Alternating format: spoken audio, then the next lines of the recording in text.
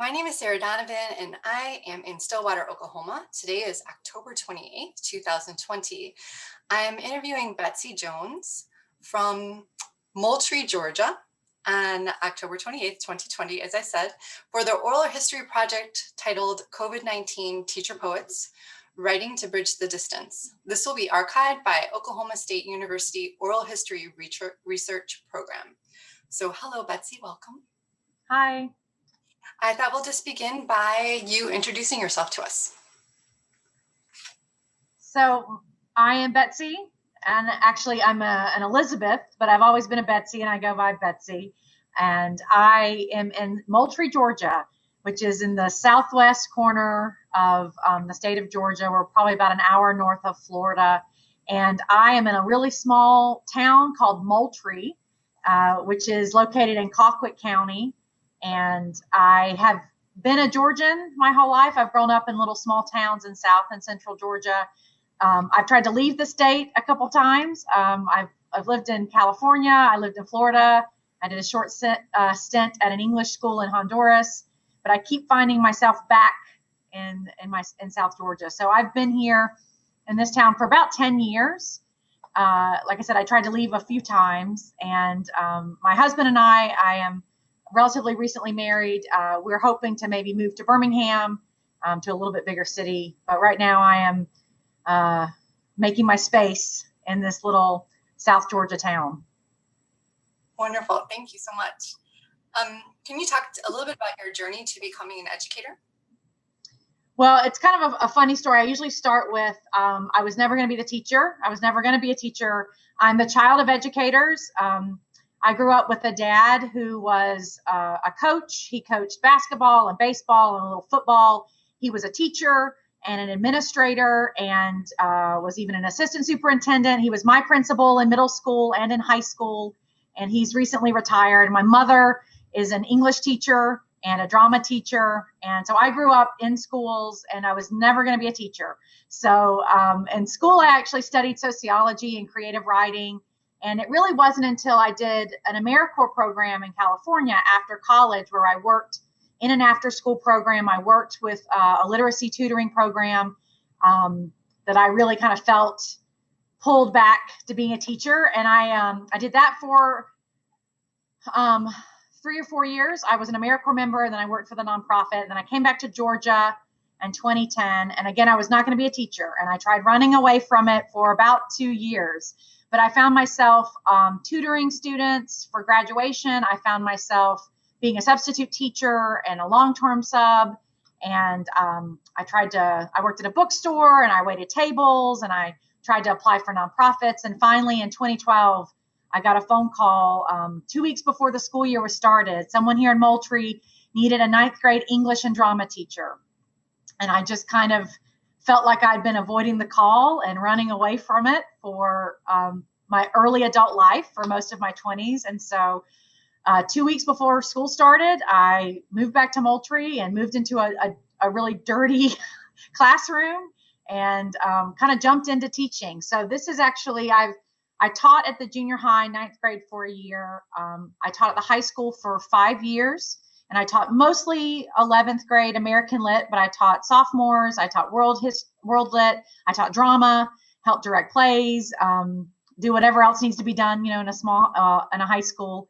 And I've been at the middle school now. So we have a 6-7 middle school campus, and I've been a academic coach for the past 3 years. So this is my 3rd year as a coach, but I'm back in the classroom virtually, and I'm also teaching 7th grade English language arts on top of training teachers and supporting teachers as a coach. So it's been kind of a circuitous journey, but here I am. I'm stuck. Can you talk a little bit about how all of this sort of experiences that you have had in your sort of non-traditional training to become a teacher, how do you feel like that has impacted who you are as a teacher or the way that you approach instruction? I think one of the best experiences for me was I got my first hands-on working with kids teaching experience in an extracurricular setting. So, our AmeriCorps program did pull-out reading tutoring during the day, and we ran really extensive after school programming in the afternoon. So for me, because I worked outside of the structure of the school day, and I worked with a lot of kids who had a lot of need. So I think that was my first introduction, was working with kids that needed a lot of support academically, but also needed support emotionally and socially. And so I think that's where my heart has always been, is working with kids on the fringe, or kids that are not successful in their regular class. And before I became a classroom teacher, and before I went and got my master's in teaching, I was this graduation tutor. And so I would pull kids out of class, kids who had failed the test or needed to graduate. Georgia used to have this like subject test where you had to pass social studies, science, math, special writing, then reading. And so I was working with these really great kids and really interesting kids who just either fell through the cracks, or just had gaps in their learning because they were new to the country, or they had a child, or they had an ill parent, or they'd spent time in a youth detention center. And so I have this heart for these kids that need second and third and fourth chances. And I feel like I took that with me into the classroom, where I want, and I've taught all kinds of different levels. I've taught English language learners, I've taught gifted students, pre-AP students, everywhere in between. And I kind of have a heart for these kids that, need a champion. And so kind of I have this like social justice streak. And so for me, this teaching is an act of justice. It's an act of like love. And so I, even now, even as a coach, I work with a group of kids. We're doing this behavior intervention at my school. And so I work with a group of kids that are not always successful, and they need a lot of support, whether it's communicating, dealing with emotions, handling stress, having a supportive outlet. So that's kind of been my heart, is the non-traditional approach kind of took me outside and through education. And I've kind of seen where there are holes, and seeing where kids fall through, and seeing where kids need a boost. And so that's kind of where my heart is how to serve as many kids as possible, but especially those that just don't always fit in the traditional setting, and that really struggle in a regular classroom. Well, I think that's going to come up a little bit more as we move into our conversation about the impact of COVID-19 on you and your instruction. So we're here to document the impact of COVID-19 on educators and in education in the way, sort of through poetic inquiry. So this, the sort of the early days of COVID were in the spring of 2020. Around the time of National Poetry Month, that sort of intersected at the same time, which is April, where people come together to read poetry, celebrate poetry, write poetry as a way of amplifying what poetry does for us. And so these two sort of events were, interacting, intersectional at the same time. So I wonder if you could go back to the moment that you first heard about COVID-19, and that you understood it was going to impact you as a teacher. If you could kind of take us into that moment. Well, I remember kind of hearing about it in late February and early March, just kind of on the periphery, on the news. It really started to take hold as a possible issue, as a possible threat to the school.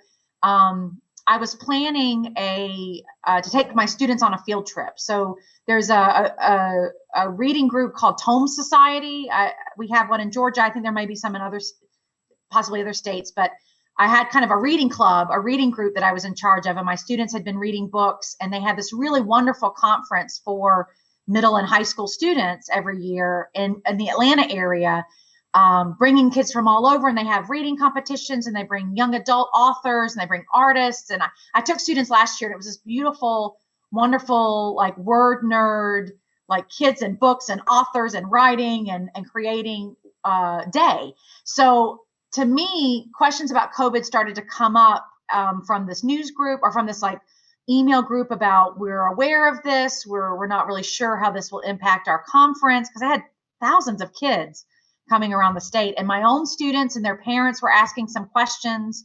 So for me, we were hearing about events being canceled and field trips being canceled, and my conference, this field trip was canceled that week before. We were getting like daily updates of we may cancel this, we may cancel that. My students were talking about pulling out, their parents were talking about keeping them home. And so to me, that was the first. It all kind of happened very quickly, because the week that I heard that the conference was canceled, I was trying to pass back money to kids and parents because we were refunding activities and money. And then that was also the day that then we found out school was closed. It was kind of this like ripple effect of this is closing.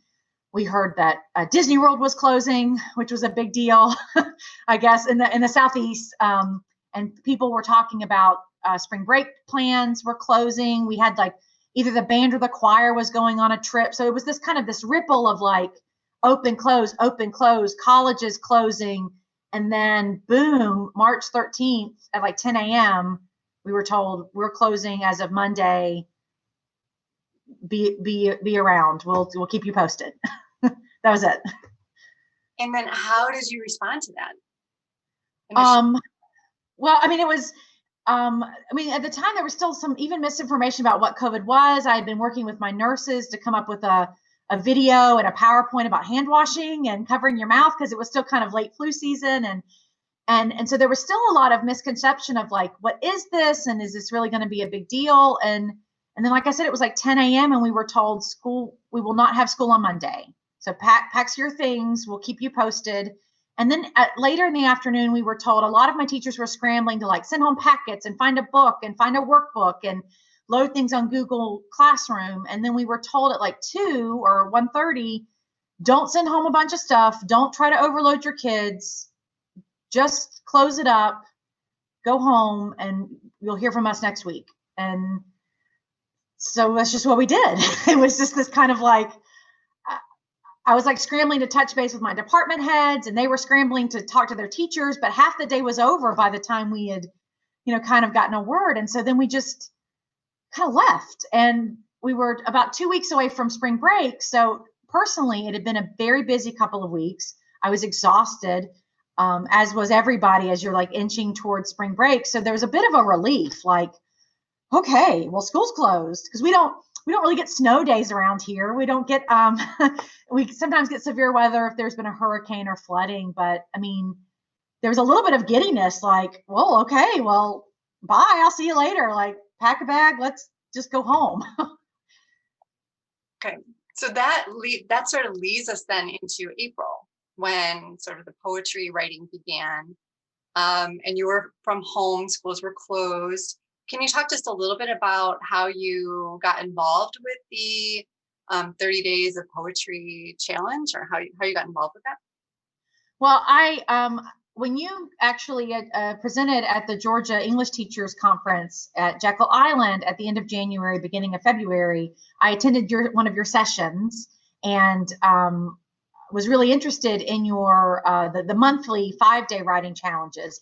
And I just observed them. I think I joined in February and March, just kind of reading and watching, and not really kind of jumping in. And so it was something I had an intention that I wanted to do.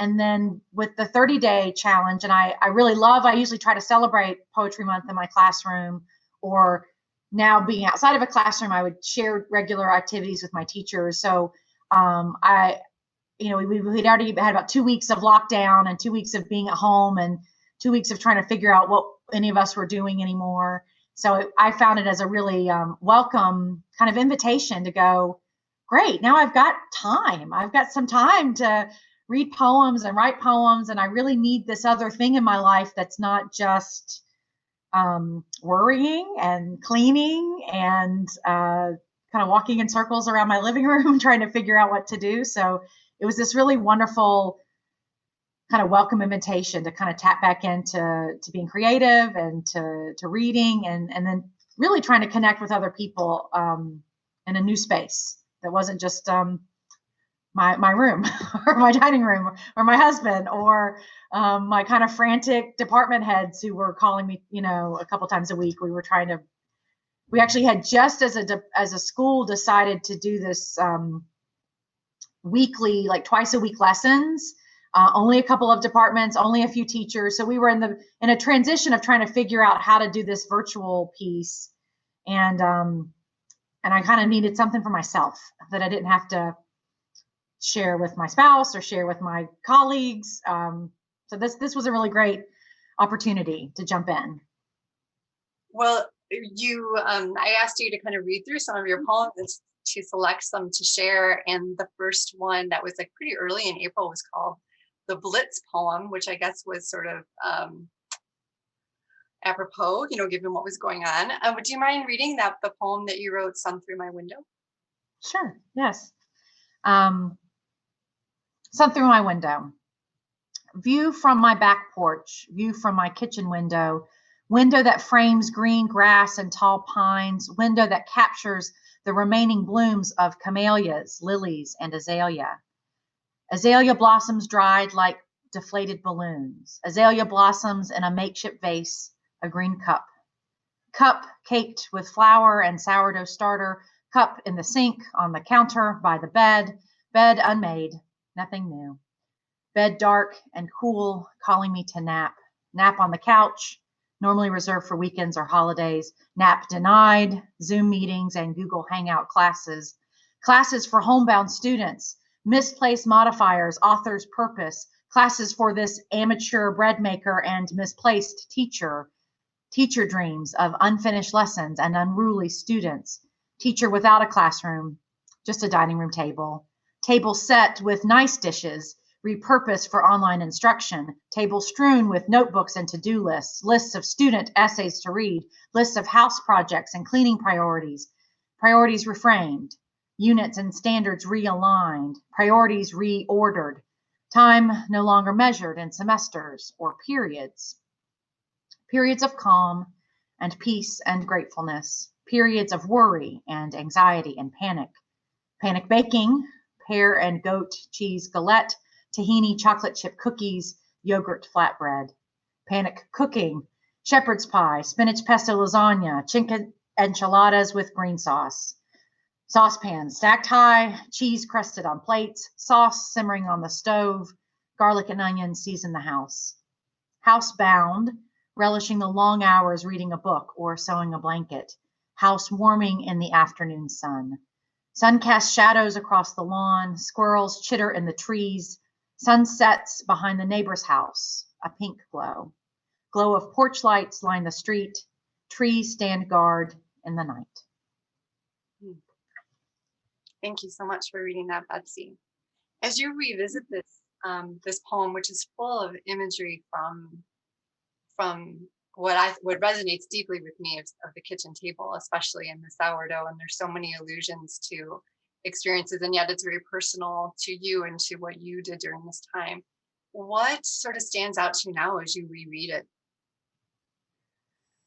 When I kind of reopened these poems and revisited them, this one to me captured the view of, I have this kitchen window over my kitchen sink where I just had spent a lot of time looking out and looking out at my neighborhood and being in this kind of confined space of kitchen and dining room.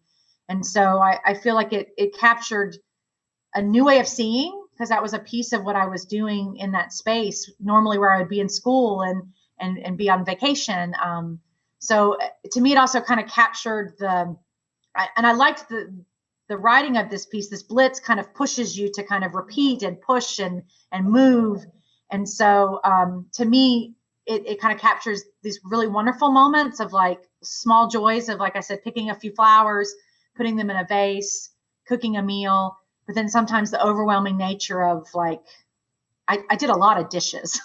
I washed a lot of dishes those first couple of weeks because we were trying to clean out our closets and clean out our freezers and enjoy each other and try to make the most out of this weird space. So I was also making new space, like I said, a teaching space, a meeting space, and what was a dining room, so repurposing our lives around all these new tasks, online meetings, online classes, but also these moments of doing things I really love and doing things I usually put off for the summer or the weekend, being able to take time to cook or take time to make something, take time to think. And so I feel like this piece to me, when I revisited it, just kind of reopened those smells, those images that kind of hurried energy that kind of filled my first couple weeks of March and April.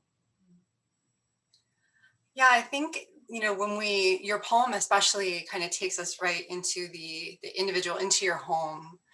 And this was also, it's a pandemic, a global pandemic. And so, I'd like to hear a little bit about, how it impacted your state specifically. How did your state respond? How did the policies, impact your work or impact your students or teachers? So just talk a little bit about how your specific state responded. My state, the state of Georgia, was kind of late to act. In fact, we made the news quite a bit, and then we have in the last 6 months, because we were late to start shutting down things. We were late to adopt, even though the schools shut down, the schools were one of the first things to shut down in my area, before restaurants, before even restrictions on stores. And so it was kind of a weird thing that we were on the forefront of kind of shutting things down. And then, we were late adopters of mask wearing. And in fact, my state has not had a statewide mandate. You may have heard in the news, the Governor Kemp was in kind of some legal battle and with the mayor of Atlanta, the mayor of Savannah, the mayor of other cities that were trying to do citywide ordinances or countywide ordinances. Because just up the street in Albany, Georgia, which is where I went to high school and where I used to live, that area, there was a horrible death toll. There was a huge spread, and it being a very rural community with limited capacity of hospitals. So we were living under the mask of this very serious, deadly disease that was moving very quickly in the region. We had, spikes in my community, spikes at a couple of different chicken plants. So it was kind of weird of trying to see other states locking it down very quickly and being very clear about policy, whether at a local level or a state level. And my state was really late to roll some of those things out. And we actually had some kind of county ordinances and a county, we had kind of a curfew that kind of rolled out and essential, but I have friends all over the state and all over the country who had much more stringent expectations during the quarantine, but then their school systems also, I think, responded a little bit quicker than my school system did as well. I had friends and cousins who had buses that were bringing Chromebooks to kids or bringing lunches to neighborhoods. And so we were at this weird standstill for a couple of weeks where kind of nothing happened. And then we were always kind of waiting for a change at the state level before we made changes at the district or the county or city level. So I think that's been kind of challenging. And my state was a really early one to reopen barbershops and nail salons and bowling, and so that was kind of weird at the end of April, in the middle of all of this, that we kind of opened up very quickly. And our schools have opened up very quickly. And so that's been kind of tough in this state to have spikes, have kind of surges in cases and not had a consistent policy for safety and security and, supporting people in need. So you said that the schools were locked down during this time? Yeah, I mean, our schools closed, and we were not allowed to come back. We weren't allowed to teach from the school. We had like some designated days we could come back and get some supplies like textbooks and to borrow, Chromebooks so that we could teach from home. So schools were done, and my school system kind of just identified key areas of support. So we had neighboring school districts that ran a day and teachers taught every single day, like as a period. But my school kind of did a kind of a looser design of a couple lessons a week. And my school was just math and ELA, and the elementary schools were just math and ELA. And the high school and junior high did some specific lessons, but it was kind of voluntary. It wasn't mandatory. There weren't grades. There weren't scheduled attendance. So we had this kind of loose, come when you can, check this out when you can. And there was a high need for it. I mean, the first day that we did remote learning, both my 6th grade and 7th grade English teacher had over 200 children join their Google Meet at the same time. And it froze, and it was a disaster because there were kids all over the community that, I mean, on a regular basis, we had a couple hundred kids per sixth grade, a couple hundred per seventh grade, wanting to join, wanting to see their teachers again. And so it was kind of this really interesting mix of, this was this really beautiful thing where my teachers were really engaged. They were helping each other out. The kids were excited to see a teacher. But then around us was, outside was just very different. There was a lot of kind of mixed messages and changes in policy, and this is required, no, this is recommended. So that was kind of happening at the same time. You have a poem, The Golden Shovel, that you wrote sort of midway, or maybe sort of like into the second week of April. Will you share that with us? Yes. I really loved this prompt, by the way. This was I was new to this golden shovel form, and it was really wonderful to pull a favorite line. So I pulled a line from Walt Whitman's When I Heard the Learned Astronomer to kind of build my poem around. So Walt Whitman's line is, in the mystical moist night air, and from time to time looked up in perfect silence at the stars. Mm. In the cloudless dusk, the International Space Station appears, a mystical and precipitous event. Eyes moist with anticipation and allergies and awe, a deep inhale of night air, cells filled with oxygen, the act of respiration both a magical act and a biological fact. From a back porch in nowhere, Georgia, time expands, and I occupy the same space as astronauts in orbit, connecting to thousands of eyes that trace the same arc from southwest to northeast. Time contracts as the twinkling dot moves swiftly and smoothly over my roofline as I looked up through the perfect space between the oaks and the pines. Up beyond the bats that pirouette and swoop, I follow the satellite until it disappears in the east, behind the Burles tennis court. I hold my breath, trying to hold this perfect moment for a few more seconds, the silence broken by the shouts and yelps from the pickleball game, a final glance at the yard as the darkness descends, the blue gone from the sky, the evening's first stars appear, the sentinels of explorers, sailors, and poets alike. So beautiful, Betsy. It feels such a contrast sort of to the first poem of being inside, and this one feels so celestial, in so many ways. It's really lovely. What stands out to you as you're reading this poem now? I remember this moment. I mean, I think, to me, this poem, I wanted to honor this moment of standing on my back porch and watching this incredible event of, the space station moving over us. And it was something that made me, what I was just talking about, being so kind of caught up in these day-to-day minutia of facts and numbers and masks and grocery trips. Like, there was this wonderful I kind of had a Whitman moment, even before I wrote the poem, of feeling connected to something else. And, in the source poem about the learned astronomer, he's in this lecture hall and he's feeling overwhelmed with facts and figures and math and science. And when he steps out to look at the stars and he looks up at the stars and he takes a breath, is when he goes, okay, now I get it. Now I see, now we're all connected. And I had a very similar moment standing on my back porch in this neighborhood. And yet, it's like the world keeps turning, the universe keeps expanding, life keeps going. And my husband's a big physics and astronomy guy. And so we talk a lot about the stars. We talk a lot about the universe, and how sometimes the expansiveness of the universe makes us feel so small and insignificant. But sometimes it makes the things that we get so caught up in, it just doesn't matter. So I think for me, this was this wonderful moment of feeling connected, like, to the natural world, and connected to the space, and connected to the universe.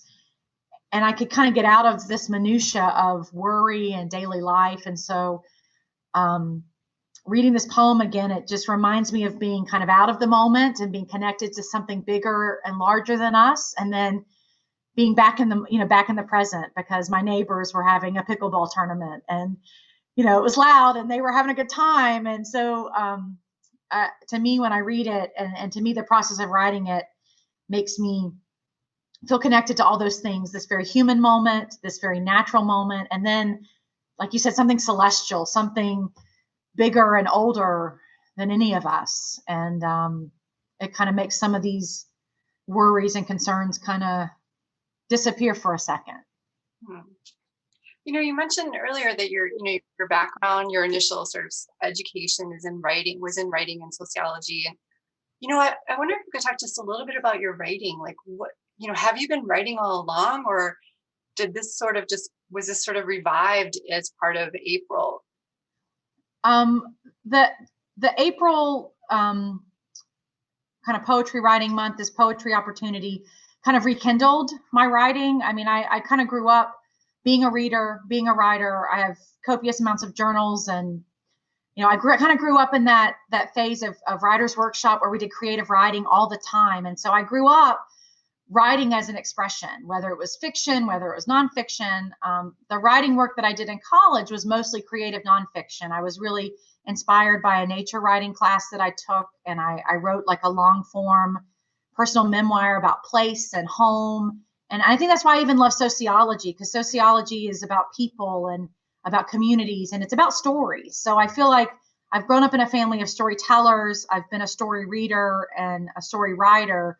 But I think what this April opportunity with the Poetry Month did for me was to have a more regular practice. I feel like my writing was either academic or just kind of personal sketches, but this gave me a purpose every day. It gave me a prompt. And even if I didn't even post every day, I think it helped solidify a better practice that I had not had in a while.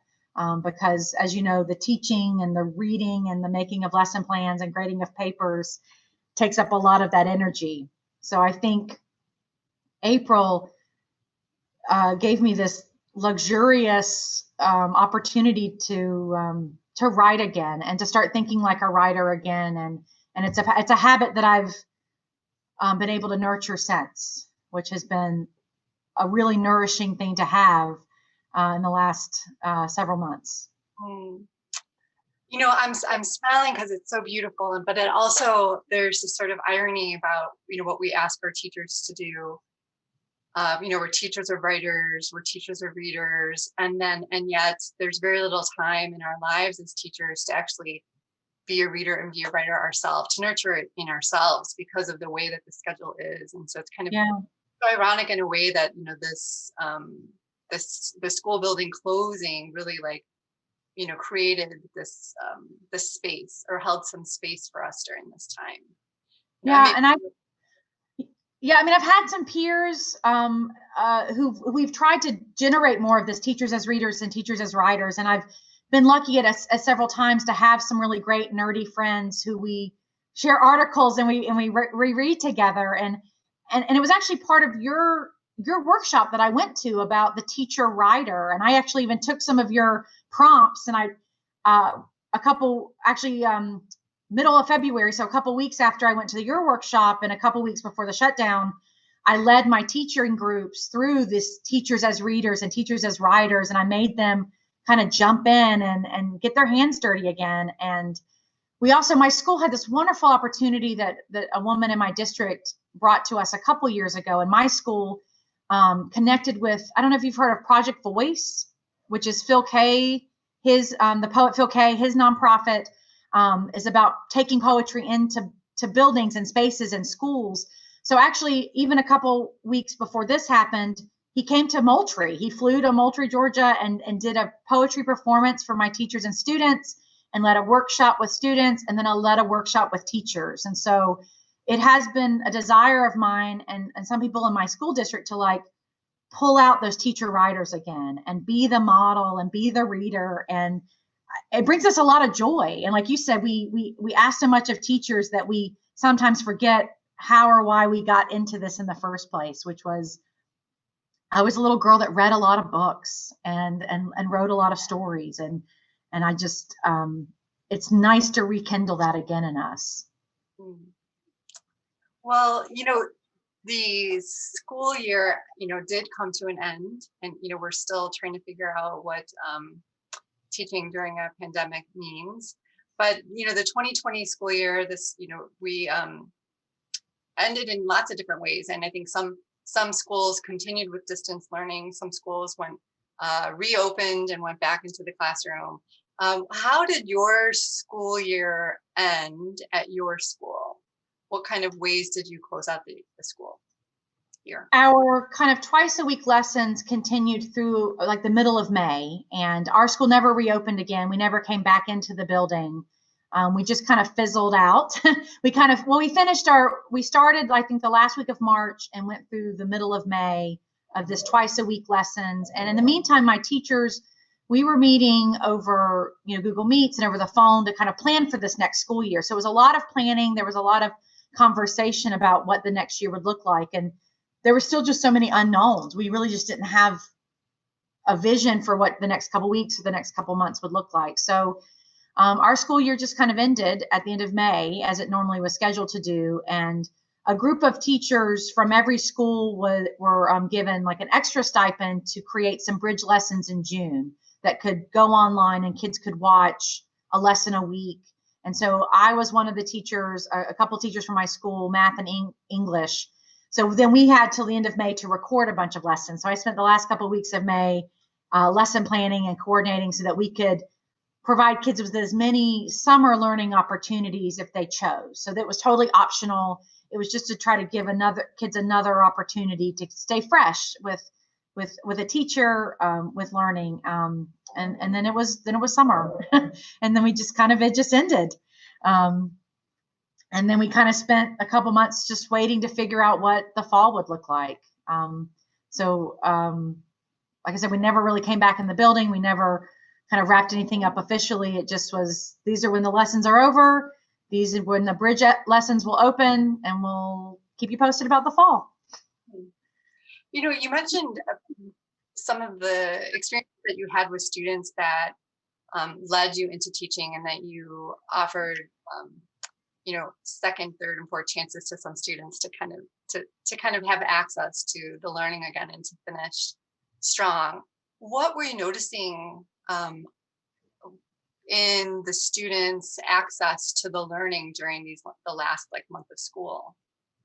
Well, I think I had a lot of conversations with colleagues and friends and family members. I have other teaching siblings, but it fortunately and unfortunately shed a lot of light on some of the disparities that happen in the school.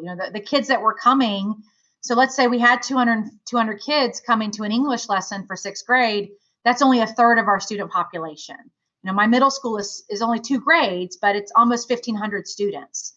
So if only 200 or 250 are coming to class, that's a third. So is it because we had to ask a lot of questions about access to internet and Wi-Fi, which is really limited in my community at some places, especially because we have a lot of rural families that live out in the county that have to use satellite or use data so we had issues of access to just internet, high-speed internet. A lot of conversations about access to the technology. So having Chromebooks or having a laptop so there were a lot of conversations about privilege and access, because not everyone in our community had the ability to join us online and remotely. My school was the host for the county for meal pickups. And so instead of a daily meal pickup, because our community is a free and reduced lunch, we have such a kind of a high rate of poverty that everyone qualifies for free and reduced lunch in my community. So we were doing these huge scale food pickups where it was at the end of the week, but kids could get 5 meals. They could get 5 breakfasts and 5 lunches in a box. And we had thousands and thousands of families show up each week that we did one of these meal pickups. So, to us, the school is a really necessary community space. It is a space for food. It is a space for adults providing supervision and support. It's a space for nurses. It's a space for, a lot of our conversations were, how can we serve these kids outside of the school building? How can we connect them to community resources? And I think that was a big push for why our school needed to start and to bring kids back into school buildings, because we serve a need of social workers and counselors. And I think that was my heart was really broken for a lot of those families that I was really missing. I was really missing some of my kids that I really worried about because, and as the stories kind of trickled in this fall, we had kids that had no adult supervision all day, or maybe they were outside of the house all day and they just kind of roamed the neighborhood, or they had to watch their younger siblings because other adults had to go to work. And I think this shutdown kind of unpacked a lot of that for us. And we had to have a lot of really difficult conversations about the purpose of school and the purpose of teaching and learning if our kids are not being fed and they're not safe. And I think that has caused I think it's always been there, but it's caused a lot of attention and hopefully a lot of support in those areas where we need to support our kids who need access to whether it's the technology, whether it's the Wi-Fi, or whether it's other types of academic opportunities. My district actually had a pickup day where kids could just pick up packets and they could pick up a book. And so if you couldn't do the virtual lessons, you could drive through the front of the school and get a math packet, get a book, get a set of questions. And so you could have something to do. And that was a big piece of even our plans coming back to school is what do we do about kids without fill in the blank, so that's kind of been a big focus of our community and our conversations around how we serve our kids. Well, leading into sort of the end of April, or sort of a little bit later into April, we had like a writing day where we were writing about where I'm from. And I wonder if you will share that poem with us, or maybe talk a little bit about it, or. Well, I really kind of jumped at this. I loved this form, and I loved learning about this poet. And actually, after we did this writing activity in our group, I shared it with some of my teachers, and we actually incorporated the original model poem and a video about the author reading her poem. And several of my teachers wrote their own I Am From poem after I shared with them the model and the lesson that we did, and then my own poem. So I kind of picked this one because it was a nice, I'm always looking for like an in. I'm always looking for like a place I can put my foot in the door and like expose my teachers and my kids to something creative and interesting and poetic. And so this, more than just the poem that I wrote, to me, it warmed my heart to read my colleagues' poems and how they shared them with me and they shared them with the students. And encourage the kids to write their own. And so this poem is special to me because it helped kind of put some more poetry in our classroom spaces, and it pushed my teachers to be creative writers and share about themselves with their students, which to me is really beautiful and really why we do this, is so we can share our stories and share where we're from. All right, so here's my poem. I am from child craft books, from Bisquick and Dial soap. I am from the other Georgia, red clay, gnats, and cicadas. I am from sweet onions and lantana, peanuts and daylilies, the citrusy floral perfume of tea olive trees. I'm from front porch swings and droopy eyelids. I'm from Robert Edwards Jones Jr. and Tracy Lynn Hutchison. I'm from the short-tempered and the storytellers. I'm from dark 30 and sit up straight. I'm from Advent wreaths, silver and gold ornaments on the Chrismon tree, from all is calm, all is bright. I'm from Osceola, Vidalia, Leesburg, Moultrie, 30 miles from anywhere else you'd rather be.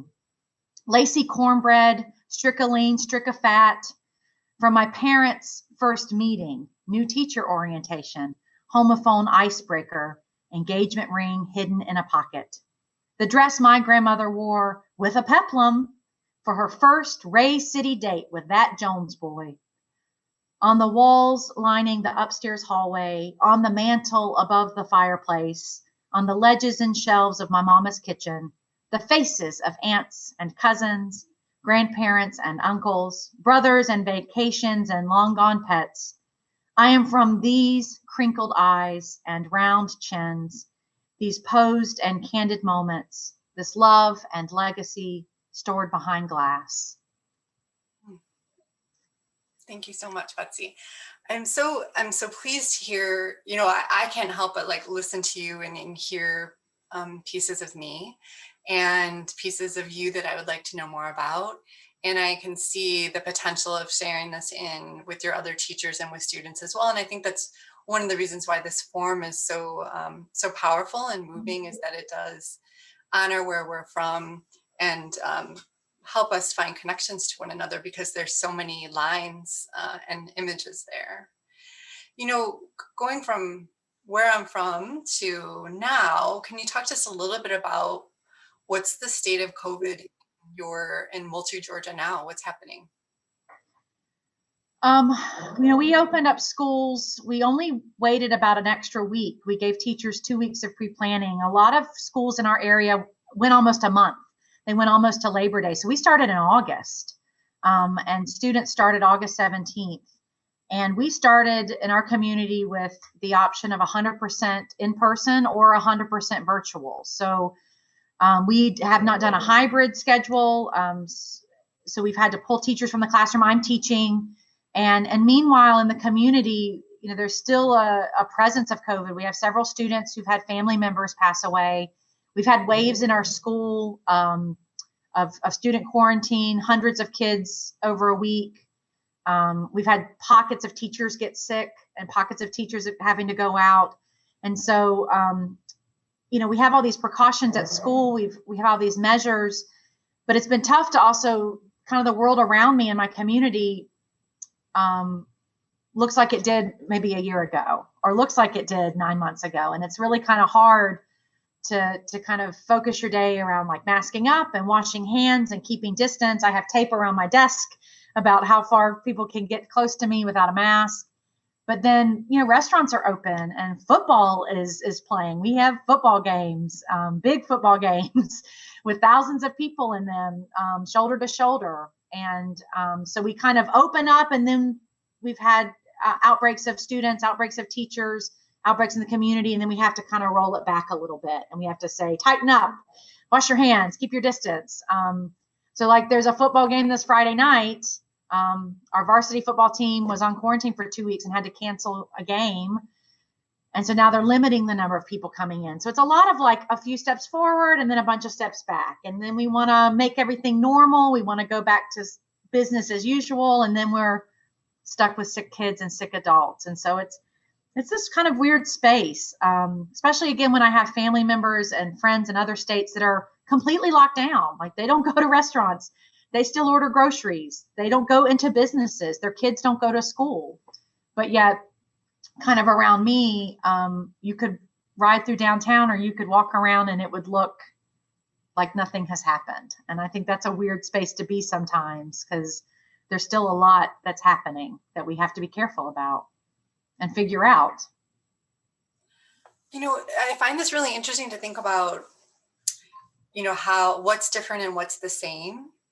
And, what normal means, or what going back to before, if there is a before, and so I'm interested to hear what you think about, like, what are some of the big takeaways from this that we might learn from and then improve education because of this? Are there some, from your unique perspective with all of your experience with coaching and also teaching, and being in the community. So, what do you think is the lesson from COVID that we need to, that might actually improve education moving forward?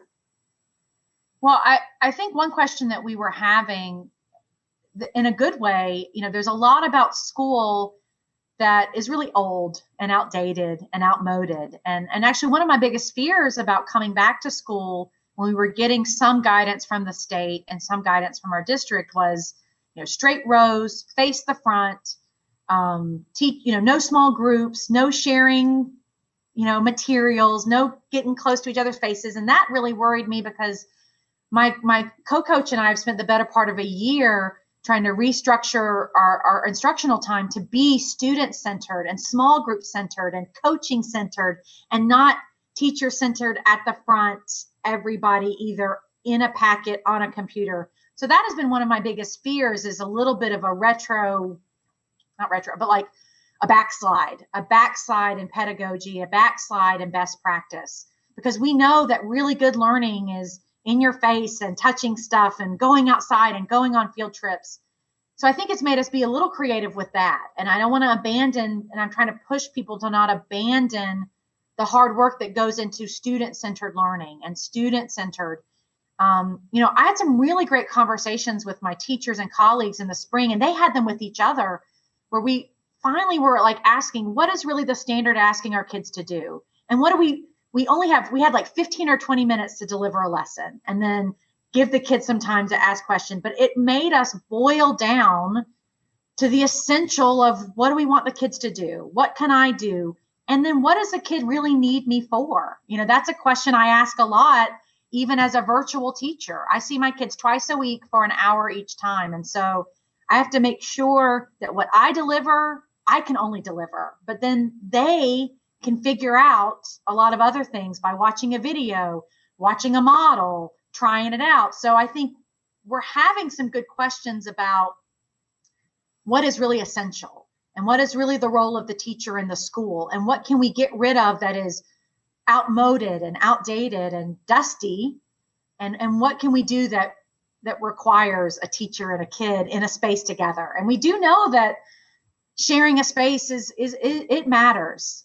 My kids today were cracking me up, and we were doing an online quizzes and practicing our vocabulary, and they missed the interaction. Like, they're so funny with each other. They want to win, but they were encouraging each other, and they were trying to get me to smile more. And so I think we're missing that. I think the human piece is so valuable. The relationships we have with each other and our kids is irreplaceable. But I think we can also get rid of some workbooks and some textbooks and some things that we did because that's how we always did them. And I think in a good way, we can't teach how we taught last year. We can't teach how someone taught us 10 or 15 or 20 or 40 years ago. And that's something I'm always trying to break free in my own community, is just because you did it this way last week or last month or last decade, sometimes it's valuable and sometimes it doesn't matter. It just doesn't matter. So I don't know.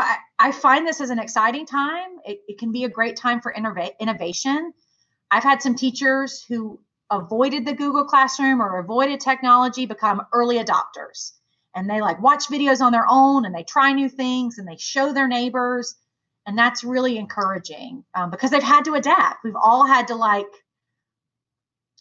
we can't rely on the things that always worked before, and that to me is good. I think that is a positive. That gives me some hope in all of this mess. Thank you so much for that. There's so many lessons that I heard that will help us take the next steps when we sit back and really think about moving forward, what that's going to be like. And if things go back to normal, or schools are opened up again, or the mask mandates are no longer necessary, will we continue as it was before, or will we take this opportunity to make changes like you suggested, right? To really revamp it. Well, I wonder if we've been talking almost an hour now, and I wonder if we can have one more poem from you, and probably appropriately the last poem that you wrote in April, Borrowed Lines. Can you say a bit about that poem, and then. Yeah, I remember, I think you presented this prompt, and I think I remember there was something in the prompt that said, say what needs to still be said, and borrow some lines from somebody else if you need it, borrow a form. And so to me, this was probably one of the more personal of the poems that I wrote. And I really kind of took that to heart. There were actually things I said in this poem that I'd said in my mind, or I'd worried in my heart, but had not said out loud. And so this poem kind of gave me some permission to say what was still needed to be said. And I was really inspired. I was kind of reading some poems and trying to find some borrowed lines. I was this poem by Ada Limon, The Conditional. Her form was so striking, and it kind of inspired me. And the last stanza of the poem are from her original poem. And this was me trying to put everything out there that still needed to be said at the end of April. Say we never leave our house again.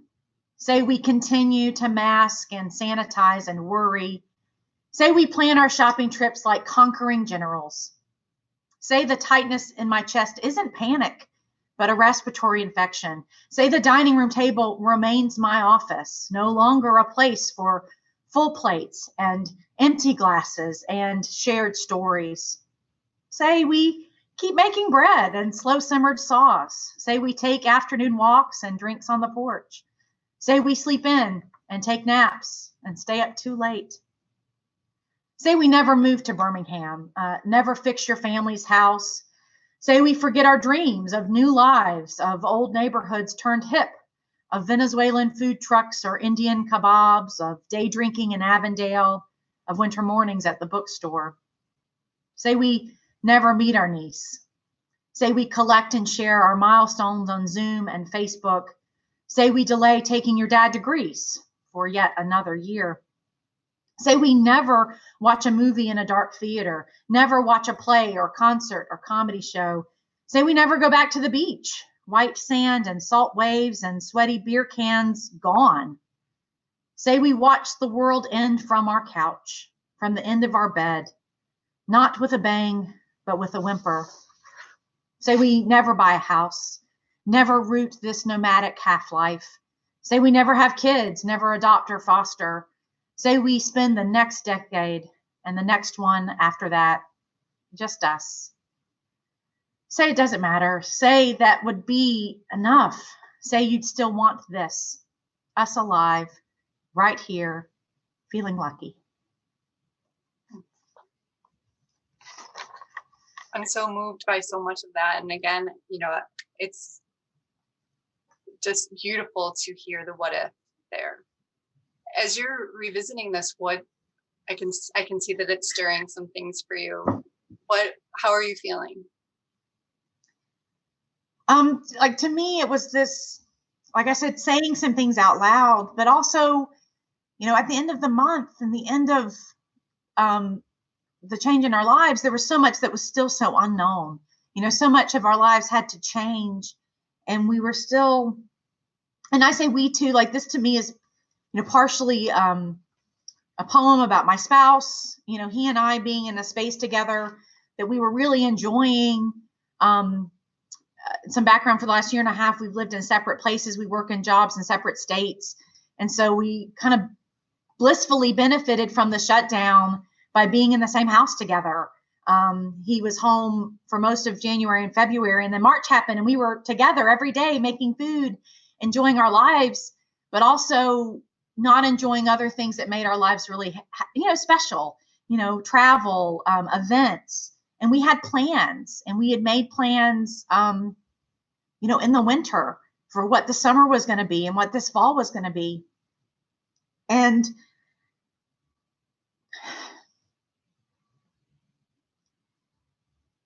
some of those plans just are not happening yet. And so part of what happens, I'm sorry, I just got really emotional, is dealing with, loss. And we have not had to deal with specifically COVID related. We're very lucky and blessed that we've not lost people because of health or related things, but so much gets lost. And so many plans have to go on hold. And so for me, it was about, dealing with that grief and dealing with a new reality. So, we were talking about a new normal, and certainly some things are back to normal. Like I look at some of these things from the poem, and we went, we've gone to some of these places. We've been able to go out to eat. We've been to a movie. We've seen some family. And so to me, this poem opens up some of the fear of the unknown that was in that moment. And some of it is still there. There's so much that we've still had to pause and we've still had to put on hold. And so at the same time, it's also a celebration of things that we were really enjoying. I really returned to a style of life I really liked. I really liked slow meals and cooking bread and taking our time and And to me, like, I'm a little emotional because I miss I miss some of these moments that there was actually some really wonderful space and time in quarantine that I'm also a little nostalgic for because I that time has passed. That time has moved on. And so I part of it is joyful and part of it is just a little bit of grief. Yeah, I understand that there is this temporal nature about it, that at the beginning we think, oh, how long is this going to go on for? And let's make the best of it, or let's try some new things and let's adapt, right? And then there's this sense of, well, what happens if it doesn't go this way? Or what happens if we can't do these things? And there is this sense that we are allowed to mourn that, right?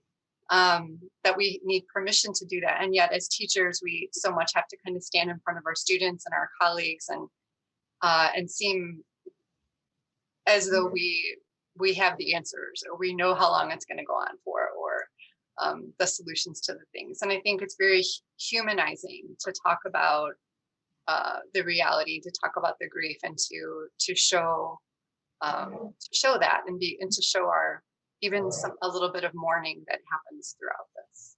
Yeah. So thank you so much for sharing that with us. Well, thank you. As we end our time, I wonder if there's anything else that you would like to say that has been said, or any sort of final words for teachers or people who are going to see this this oral history, maybe a decade from now or something. I think for me, something I think maybe talked around, and I know that kind of is part of the purpose of this oral history, is to me the community that was built digitally between poets and digitally in between us, some teachers, some retired, some mothers, some fathers, some students. To me, that was a grounding thing to know it's not just me, it's not just my experience. I'm not alone in this, and I wasn't physically alone, and some people were during that time, but we were all alone in different ways. And so for me, the process of kind of being in my own head and in my own page, and then having to put it out in the world, and then have response and have feedback. And I did so much, even the days I didn't post, I did so much reading and so much talking with others that, to me, that was really what was beautiful about this space as well. I think all of us were in different types of bubbles and dealing with different types of fears and worries and hopes. And this space of writing and sharing together was a really wonderful moment. And I'm kind of glad we're honoring that time and that space through this process, because it was really important to me. And it's something I've talked about nonstop since. It's been a wonderful thing to have back in my life. Not just the writing and the reading, but the kind of community of creative people has been really beautiful. Thank you so much, Betsy. I feel the feeling is mutual, and that this project has allowed us to see each other in this way, that we didn't ever meet or lay eyes on each other or have a conversation the whole time. And yet, because of this project, I get to see you and listen to your life. And thank you so much for allowing us to document your story. Thank you.